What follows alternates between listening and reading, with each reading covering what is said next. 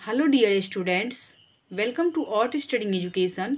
तो आज के इस वीडियो क्लास में हम क्लास 10th वास्तविक संख्या का VBA ऑब्जेक्टिव क्वेश्चन का सॉल्यूशन करेंगे, क्योंकि ये हर एक ईयर्स आपकी वास्तविक संख्या में से VBA ऑब्जेक्टिव क्वेश्चन रहता ही है। अगर आप NCERT क्लास 10th की जितने भी वास्तविक संख्या का एक्सरसाइज है, अगर आप उसे सॉल्यूशन किए होंगे, लेकिन फिर भी अगर आप ऑब्जेक्टिव सॉल्व करने आते होंगे तो आपको कहीं ना कहीं कोई प्रॉब्लम हो जाती है, क्योंकि हमें क्वेश्चन पूछने का तरीका, क्वेश्चन पूछने का ढंग बिल्कुल अलग रहता है, जिससे कि हम ऑब्जेक्टिव क्वेश्चन को सॉल्यूशन नहीं कर पाते हैं और हमारा ऑप्शन क्या होता है, गलत हो जाता है। ठीक है, इसीलिए हम आपको यहाँ पे एक एक क्वेश्चन को अच्छे तरीके से सॉल्यूशन करके आपको बताएंगे, जिसमें से कि आपको कोई भी प्रॉब्लम नहीं होगा। ठीक है, इसी तरह हमने क्या त्रिकोणमिति में जितने भी है, त्रिकोणमिति में टोटल 150 ऑब्जेक्टिव क्वेश्चन को, अलग अलग 150 ऑब्जेक्टिव क्वेश्चन को सॉल्व किया है, जिससे कि आपको, अगर आप अच्छे तरीके से त्रिकोणमिति के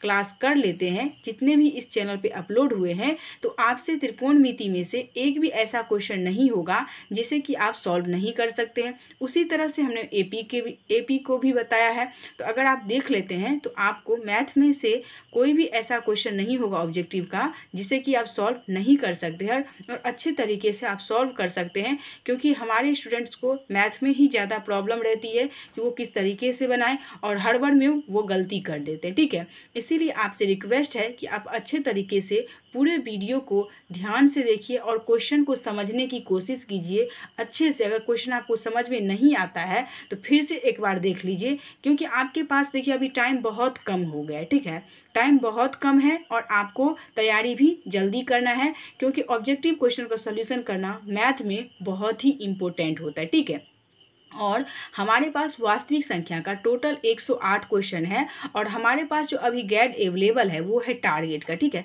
इसी में से हम आपको एक एक क्वेश्चन का सॉल्यूशन बताएंगे। ठीक है, जिसमें से कि हमने 108 में से आपके 10 क्वेश्चन को सॉल्व कर दिया है आपके पिछले वीडियो में। तो अगर आपने नहीं देखा है तो आपको इस वीडियो के डिस्क्रिप्शन में मिल जाएगा, या आप प्ले लिस्ट में जाके देख सकते हैं। ठीक है, तो चलिए स्टार्ट करते हैं। तो हमारे पास हमने आपके 10 क्वेश्चन को अच्छे तरीके से आपके पिछले के वीडियो में सॉल्व कर दिया है।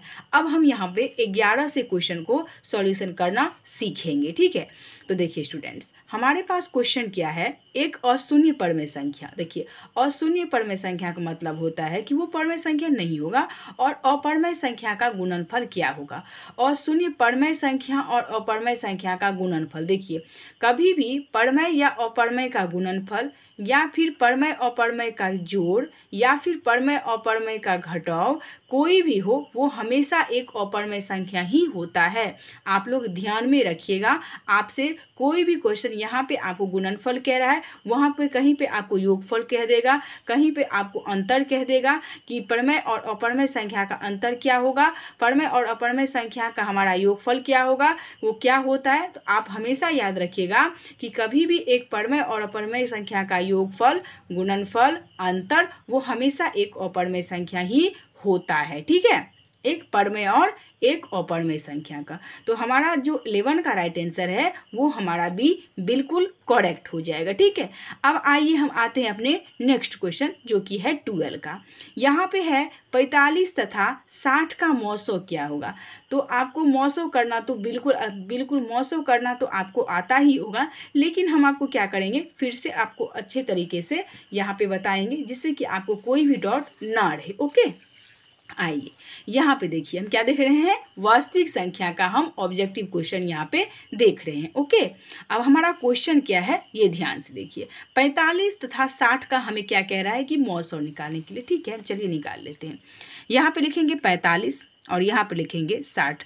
यहाँ पे हमें कोई भी ऐसा रीजन नहीं कह रहा है कि आपको इस विधि से निकालना है या फिर आपको इस विधि से निकालना है, हम कोई सा भी विधि निकाल सकते हैं। ठीक है, हमको तो आंसर सा मतलब है, मौसो हमको निकालना है। ओके, चलिए, तो क्या होता है, 45 दूनी हमारा 90 हो जाएगा, जो कि हमारा प्रॉब्लम हो जाएगा, इसमें 60 में से तो घटेगा नहीं। तो चलिए हम एक ही बार से लगाते हैं 45 को। ओके, अब यहाँ पे आइए, आप 60 में से 45 घटा दीजिए, 10 में से 5 गया 5, यहाँ क्या बच गया 5, 5 में से 4 गया तो 1। ओके, अब यहाँ पे हमारा दशमलव में क्या होता है, 45 को हम इस साइड ले आते हैं, कोना कोनी का मतलब ये 45 है, इसको इस साइड लेते हैं, 15 तिया 45। ओके, तो यहाँ पे क्या हो जाएगा 31। देखिए अब हम यहाँ पे हमारा मौसम कौन सा हो जाएगा, तो देखिए हमारा मौसम क्या होता है जिससे हमारा पूरा पूरी कट जाए। तो हमारा जिससे किससे पूरा पूरी कटा हुआ है, तो यहाँ पे 15 से कटा हुआ है। ठीक है, तो हमारा जो मौसम हो जाएगा वो हो जाएगा आपका 15। ओके, क्या हो जाएगा 15।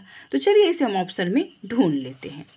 तो यहाँ पे आ गया आपका 15, जो कि 12 का राइट आंसर आपका डी बिल्कुल करेक्ट हो जाएगा। ठीक है, अब चलिए हम चलते हैं अपने नेक्स्ट क्वेश्चन की ओर। तो यहाँ पे हमारा नेक्स्ट क्वेश्चन है पाई बटा 3 है। देखिए पाई कभी भी आए, चाहे वो जिस भी रूप में रहे, वो हमारा क्या होता है, एक अपरिमेय संख्या ही होता है। ठीक है, तो आपको याद रखना है, अगर आपसे ये भी क्वेश्चन आपको कभी भी एग्जाम में पूछ सकता है कि पाई कौन सी संख्या है, तो पाई एक अपरिमेय संख्या है, या पाई बाय 3 कौन सी संख्या है, तो वो हमारा अपरिमेय संख्या है, या 3 की जगह पर कोई ऐसा भी दूसरा भी अंक रख दे तो वो हमारा क्या होता है, अपरिमेय संख्या होता है। ठीक है, तो हमारा यहाँ पे 13 का राइट आंसर आपका बी बिल्कुल करेक्ट हो जाएगा। ठीक है, अब आइए हम चलते हैं अपने नेक्स्ट क्वेश्चन की ओर। यहाँ पर है यदि फंक्शन ऑफ एक्स, क्या है, function of X equal to X cube minus 5x² plus 2x plus 2, तो फंक्शन ऑफ 1 का मान क्या होगा। ठीक है, बहुत ही इजी क्वेश्चन है, आप जरा अच्छे से समझिए। यहाँ पे हमें फंक्शन ऑफ 1 का मान निकालने के लिए कह रहा है, तो हम क्या करेंगे, जितने भी आपको x दिखाई दे रहे हैं उसके जगह पर हम क्या करेंगे, यहाँ पे 1 को रख देंगे, तो हमारा आंसर बिल्कुल आसानी से निकल जाएगा। चलिए हम देखते हैं। देखिए हम सबसे पहले क्या करते हैं, अपना क्वेश्चन को अच्छे तरीके से लिख लेते हैं। तो यहाँ पे हमने क्वेश्चन लिख लिया है। ठीक है, तो हमें क्या कह रहा है कि फंक्शन ऑफ 1 का मान निकालना है। तो यहाँ पे हम क्या करेंगे, यहाँ पे हम सभी x के जगह पे 1 रख देंगे। ठीक है, तो यहाँ पे आ जाएगा 1 का क्यूब माइनस 5 गुने 1 का स्क्वायर प्लस 2 गुने 1 और यहाँ पे प्लस 2 आ गया। तो हमने x के जगह पर 1 रखा, यहाँ पर भी 1 रखा और यहाँ पर भी 1 रखा। ठीक है, अब 1 का क्यूब क्या हो जाएगा, 1 ही होगा, माइनस 5 गुने यहाँ पर भी 1 का स्क्वायर 1 ही होगा, प्लस 2 गुने 1 तो मतलब 2 यहाँ पे हो जाएगा प्लस 2।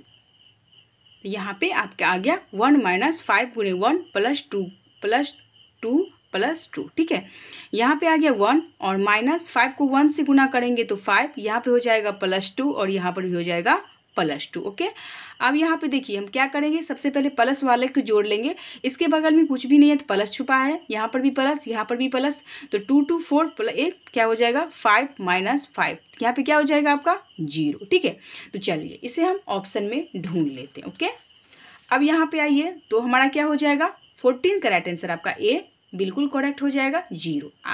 अब आइए हम चलते हैं अपने नेक्स्ट क्वेश्चन पर। है यहाँ पे क्या है 0.7 और यहाँ ऊपर में क्या है रेकरिंग है। ठीक है, देखिए अब आपको ध्यान देना है कि रेकरिंग का मतलब क्या होता है। रेकरिंग का मतलब होता है जितने, देखिए जैसे कि यहाँ पे 1 अंक पर रेकरिंग है तो हमारा क्या हो जाएगा, बट्टे में 1 9 आ जाएगा, यहाँ पे क्या हो जाएगा 7/9। अगर मान लीजिए यहाँ पे 2 अंक पर रेकरिंग रहता तो हमारा 2 9 यहाँ पे बट्टे में आ जाता। ओके, तो यहाँ पे क्या है 0.7 के ऊपर में रेकरिंग है, यहाँ पे 7 हो जाएगा और 1 के ऊपर में रेकरिंग है, रेकरिंग के बदले में हम क्या देते हैं, बट्टे में 9 दे देते हैं।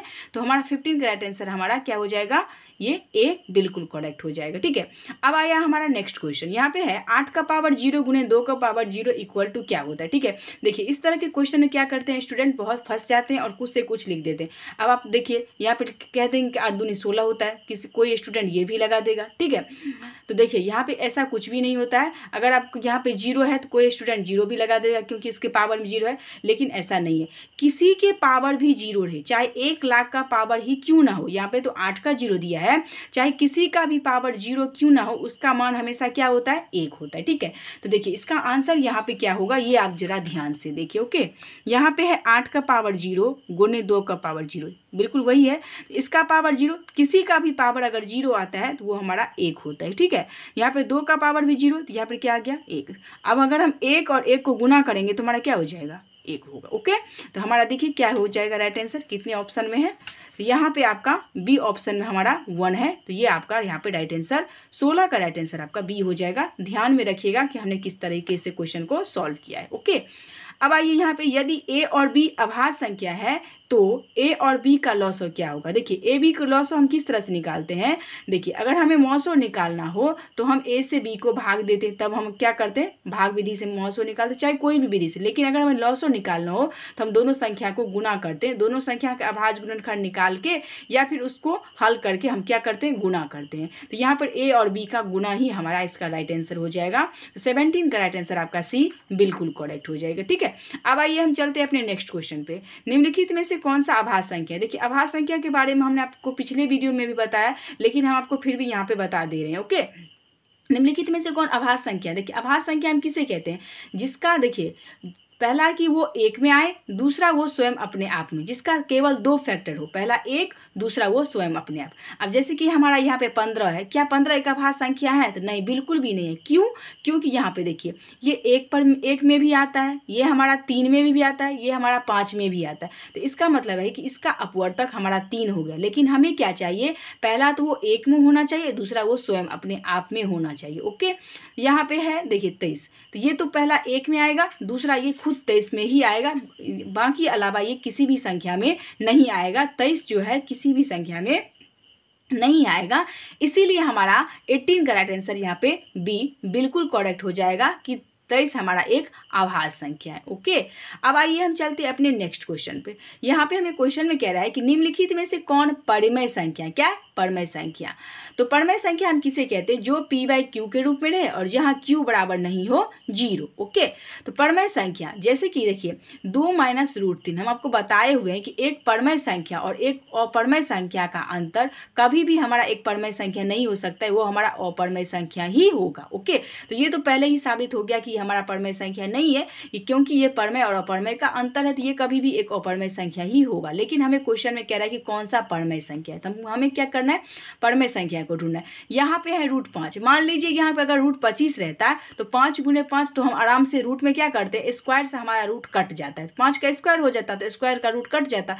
लेकिन यहाँ पे कुछ भी नहीं है, 5 हमारा किसी का स्क्वायर है नहीं, इसीलिए हमारा ये रूट में से निकलेगा नहीं और ये हमारा परिमेय संख्या होगा नहीं। ओके, अब आइए हम चलते हैं अपने नेक्स्ट क्वेश्चन सी पर। यहाँ पर है 2/√3 बटा है √3। ठीक है, तो यहाँ पे √3 और √3 को हम काट सकते हैं, बचेगा क्या, 2, और इसके बटे में अगर कुछ नहीं रहता तो 1 रहता है, तो ये हमारा 2/1 हो जाएगा, जो कि p बाई क्यू के रूप में है। ओके, तो ये हमारा क्या राइट आंसर हो जाएगा, ये हमारा एक परिमेय संख्या है। तो 19 का राइट आंसर आपका सी बिल्कुल करेक्ट हो जाएगा। ठीक, तो हमारा नेक्स्ट क्वेश्चन है, यदि 65 तथा 117 का मौसो इतना के रूप में है तो m का मान क्या होगा। ठीक है, तो यहाँ पे हमें क्वेश्चन कह रहा है कि 65 तथा 117 का मौसो क्या है, 65 तथा 117 का मौसो। तो चलिए सबसे पहले हम क्या करेंगे, इसमें 65 और 117 का मौसो निकालेंगे। वो तो किस विधि से निकाल लेते हैं, तो हम अभाज्य गुणनखंड के विधि से मौसो हम निकाल लेंगे। ओके, तो चलिए सबसे पहले हम क्या करेंगे, 65 का अभाज्य गुणनखंड कर देंगे। ठीक है, क्या करेंगे, 65 का अभाज्य गुणनखंड कर देंगे। तो देखिए ये हमारा एक 5 से जाएगा तो क्या होगा, 5 एकन 5, 5 तिया 15, मतलब कि यहाँ पे 13 आ गया। दूसरा है हमारा 117। ओके, तो 117 को हम लगाएंगे तो देखिए हमारा क्या हो जाएगा, ये 13 से ही लगेगा। क्या लगेगा, 13 से, मतलब 3 से लगा दीजिए सबसे पहले आप। तो 3 से लगाएंगे, 3 तिया 9 और 3 9 में 27, फिर 3 से आ जाएगा हमारा, तो यहाँ पे हो जाएगा 3 एकन 3, 3 तिया 9, और यहाँ पे क्या बच गया हमारा 13, 1 बचे। ठीक है, तो हमें 65 का कितना आ गया आपको, 5 गुने 13। ओके, और यहाँ पे 117 का कितना आ गया है आपका, 3 गुने 113, 3 गुने 13 आ गया आपका। ठीक है, तो यहाँ पे हमें क्या मिल गया है, हमें 3 मिला हुआ है। ठीक है, तो हमारा एक उभयनिष्ठ गुणनखंड के मुताबिक हमारा क्या होता है, मौसो ये हमारा हो जाएगा, मौसो हमारा कितना निकलेगा आपका 13 निकल के आ गया। उसके बाद हमें क्वेश्चन में कह रहा है कि मौसो 65 m और 117 के रूप में है। ओके, तो यहाँ पे देखिए क्या आ जाएगा हमारा 65 m, मतलब मौसो बराबर में कितना दे रखा है, 65 m इसके रूप में है, माइनस 117 बराबर क्या आ जाएगा, 13 हो जाएगा। ओके, अब यहाँ पे देखिए 65 m बराबर, तो 65 m बराबर 13, ये माइनस का 117 उधर जाके क्या हो जाएगा, प्लस का 117 हो जाएगा। ठीक है, अब यहाँ पे m बराबर, यहाँ पे 65 m बराबर, इन दोनों को जोड़ेंगे कितना हो जाएगा आपका, 7 3 10, और यहाँ पे 3 1 4, और यहाँ पे क्या हो जाएगा 1। ओके, अब यहाँ पे m बराबर क्या हो जाएगा 100, क्या हो जाएगा फिर से देख लीजिए, 7 3 10, 1 1 क्या हो जाएगा 7 3 10, यहाँ पे हमारा 3 होगा, क्या होगा 3, 130 होगा। तो 130 बट्टा यहाँ पे देखिए m है और यहाँ पे 65, तो 65 दूनी कितना होता है हमारा 130। ओके, तो यहाँ पे आ गया m बराबर आपका 2 यहाँ पे आ गया। ठीक है, तो चलिए हम इसे ऑप्शन में ढूंढ लेते हैं। ओके, अब यहाँ पे देखिए 65 का राइट आंसर हमारा बी हो जाएगा 2, जो कि बिल्कुल करेक्ट है। ठीक है, अब इससे आगे का क्वेश्चन हम आपको नेक्स्ट वीडियो में देंगे। तब तक के लिए अगर आपको वीडियो अच्छा लगा, अगर आपको क्वेश्चन अच्छे से समझ में आ गया है, अगर आपके मन में कोई भी डाउट है तो आप हमें कमेंट बॉक्स में ज़रूर लिखिएगा। साथ ही में अगर आपको वीडियो अच्छा लगा तो आप हमें कमेंट जरूर करिएगा और लाइक ज़रूर कर दीजिएगा। अगर आप हमारे चैनल पर नए आए हैं तो चैनल को भी सब्सक्राइब जरूर कर दीजिएगा, क्योंकि आप में से 80% स्टूडेंट क्या करते हैं, वीडियो तो देखते हैं बट सब्सक्राइब और लाइक नहीं करते हैं, जिससे कि मैं डिमोटिव होती हूँ। इसीलिए आप लाइक सब्सक्राइब जरूर कर दीजिएगा। साथ ही हमें ये भी बताइएगा कि आपको क्वेश्चन सब समझ में आ रहा है या नहीं आ रहा है। ओके,